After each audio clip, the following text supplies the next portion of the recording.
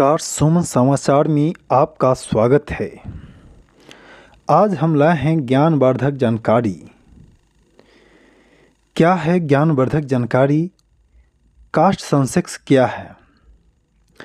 भारत सरकार ने हाल ही में जातिगत जनगणना को मंजूरी दी है, तो समझते हैं कि क्या है कास्ट सेंसस।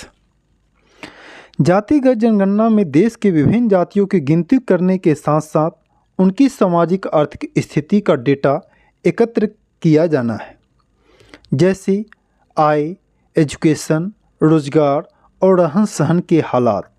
इसका उद्देश्य सरकारी योजनाओं को अधिक प्रभावी ढंग से लागू करना है। आखिरी बार कब हुई थी जातिगत जनगणना, इस पर एक नज़र डालते हैं। 1931 में ब्रिटिश शासन के दौरान जातिगत जनगणना हुई थी। इसके बाद 1951 से जातिगत आंकड़े इकट्ठा करना बंद कर दिया गया था। और एग्जाम्पल से समझते हैं, 1931 की जनगणना में आखिरी बार जब भारत में सभी जातियों की विस्तृत जानकारी ली गई थी। 1947 के बाद स्वतंत्रता के बाद केवल SC और ST की जातियों की जानकारी एकत्र की जाती रही है। मंडल आयोग 1980 इसी 1931 की जनगणना के आधार पर OBC को 27% रिजर्वेशन की सिफारिश की गई।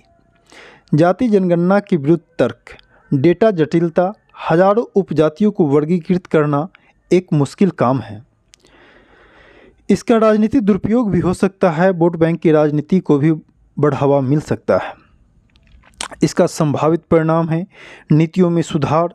जाति जनगणना से सरकार के विभिन्न जातियों की सामाजिक आर्थिक स्थिति को पता चलेगा, जिससे वह प्रभावी ढंग से सरकारी योजनाओं को धरातल पर उतारा जा सकता है। अंत में महत्वपूर्ण तथ्य यह है कि सामाजिक आर्थिक स्थिति का पता लगाने में मदद मिलेगा। सुमन समाचार का यह एपिसोड यहीं समाप्त होता है।